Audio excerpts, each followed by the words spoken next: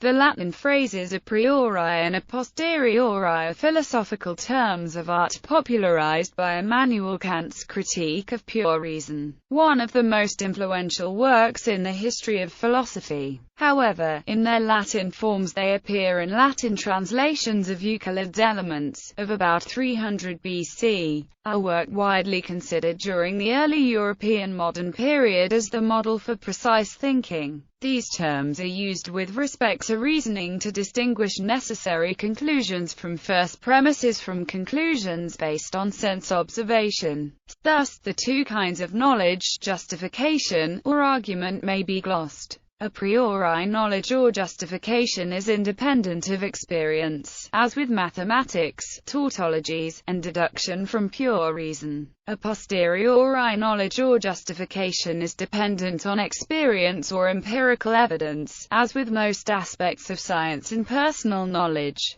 There are many points of view on these two types of knowledge, and their relationship is one of the oldest problems in modern philosophy. The terms a priori and a posteriori are primarily used as adjectives to modify the noun knowledge. However, a priori is sometimes used to modify other nouns, such as truth. Philosophers also may use a priori and a prioricity as nouns to refer to the quality of being a priori. Although definitions and use of the terms have varied in the history of philosophy, they have consistently labeled two separate epistemological notions. See also the related distinctions: deductive, inductive, analytic, synthetic, necessary, contingent. Examples: the intuitive distinction between a priori and a posteriori knowledge is best seen in examples. A priori consider the proposition, if George V reigned at least 4 days, then he reigned more than 3 days. This is something that one knows a priori, because it expresses a statement that one can derive by reason alone. A posteriori compare this with the proposition expressed by the sentence, George V reigned from 1910 to 1936. This is something that one must come to know a posteriori, because it expresses an empirical fact unknowable by reason alone. Analyticity and necessity. Relation to the analytic synthetic. Several philosophers reacting to Kant sought to explain a priori knowledge without appealing to, as Paul Bofossian explains, a special faculty that has never been described in satisfactory terms. One theory, popular among the logical positivists of the early 20th century, is what Bofossian calls the analytic explanation of the a priori. The distinction between analytic and synthetic propositions was first introduced by Kant. While Kant's original distinction was primarily drawn in terms of conceptual containment, the contemporary version of the distinction primarily involves, as the American philosopher W. V.O. Quine put it,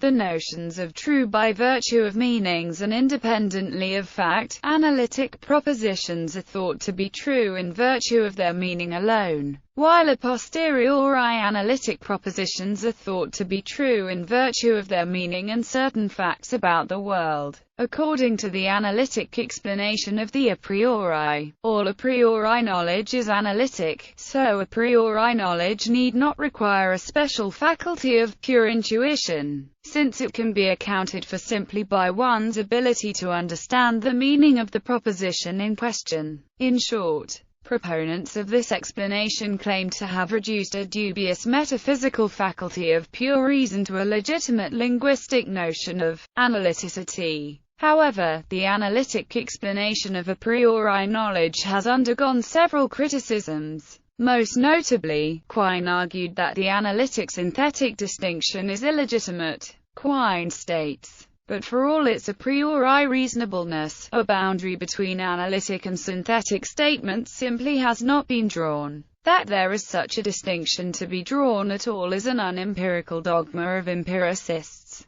a metaphysical article of faith. While the soundness of Quine's critique is highly disputed, it had a powerful effect on the project of explaining the a priori in terms of the analytic. relation to the necessary, contingent. The metaphysical distinction between necessary and contingent truths has also been related to a priori and a posteriori knowledge. A proposition that is necessarily true is one whose negation is self-contradictory. Consider the proposition that all bachelors are unmarried. Its negation, the proposition that some bachelors are married, is incoherent, because the concept of being unmarried is a part of the concept of being a bachelor. To the extent that contradictions are impossible, self-contradictory propositions are necessarily false, because it is impossible for them to be true. Thus, the negation of a self-contradictory proposition is supposed to be necessarily true. By contrast, a proposition that is contingently true is one whose negation is not self-contradictory. As Jason Barrett states, it seems plausible that all necessary propositions are known a priori, because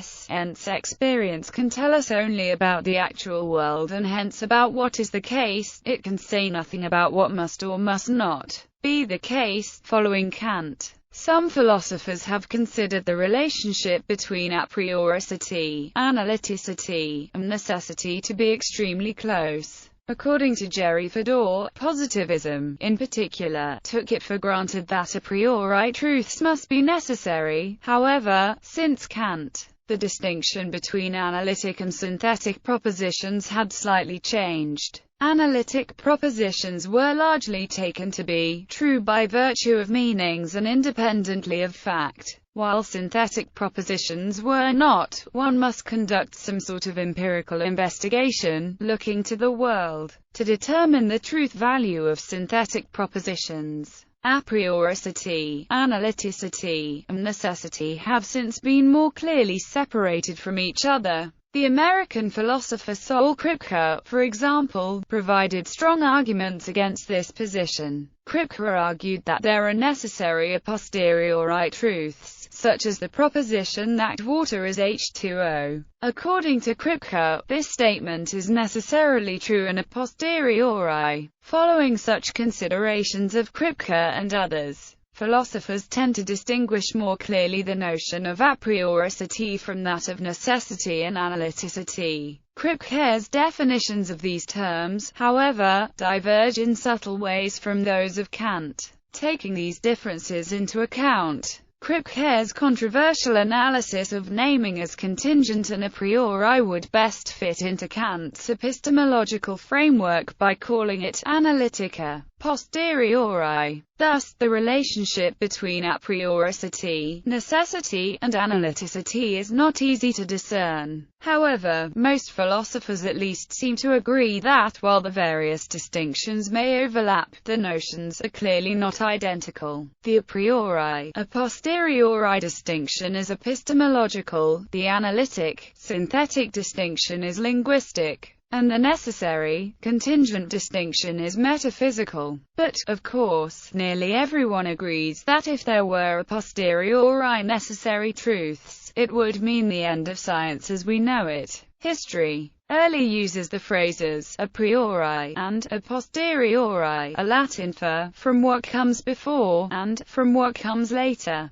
They appear in Latin translations of Euclid's Elements, of about 300 BC, a work widely considered during the early European modern period as the model for precise thinking. An early philosophical use of what might be considered a notion of a priori knowledge is Plato's theory of recollection, related in the dialogue Meno, according to which something like a priori knowledge is knowledge inherent, intrinsic in the human mind. Albert of Saxony, a 14th-century logician, wrote on both a priori and a posteriori. George Berkeley, the Irish divine and philosopher, outlined the distinction in a treatise concerning the principles of human knowledge of 1710, though the terms were already well known by that time. Immanuel Kant, the 18th-century German philosopher Immanuel Kant, advocated a blend of rationalist and empiricist theories. Kant states, although all our cognition begins with experience, it does not follow that it arises from experience. According to Kant,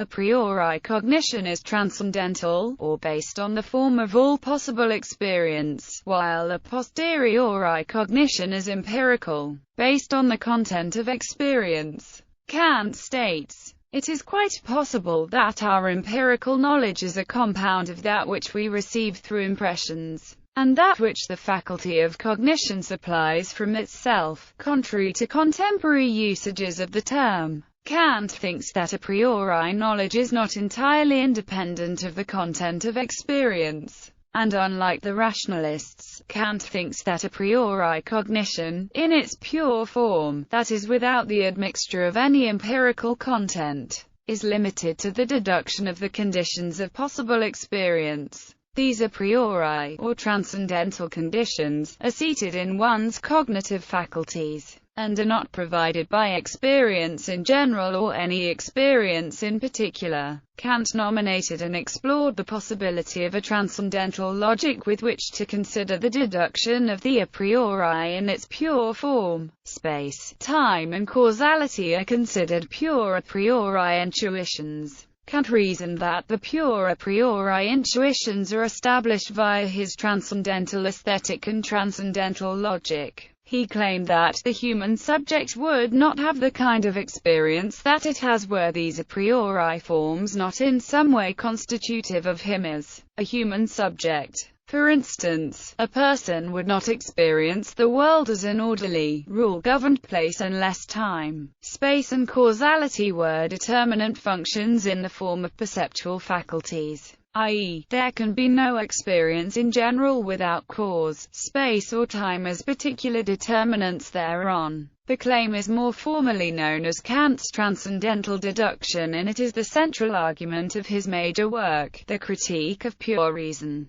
The Transcendental Deduction argues that time, space and causality are ideal as much as real, in consideration of the possible logic of the a priori. This most famous of Kant's deductions has made the successful attempt in the case for the fact of subjectivity. What constitutes subjectivity and what relation it holds with objectivity in the empirical. Johann Fichte. After Kant's death, a number of philosophers saw themselves as correcting and expanding his philosophy, leading to the various forms of German idealism. One of these philosophers was Johann Fichte. His student, Arthur Schopenhauer, accused him of rejecting the distinction between a priori and a posteriori knowledge. Fichte, who, because the thing in itself had just been discredited, at once prepared a system without anything in itself. Consequently, he rejected the assumption of anything that was not through and through merely our representation, and therefore let the knowing subject be all in all, or at any rate produce everything from its own resources. For this purpose, he at once did away with the essential and most meritorious part of the Kantian doctrine,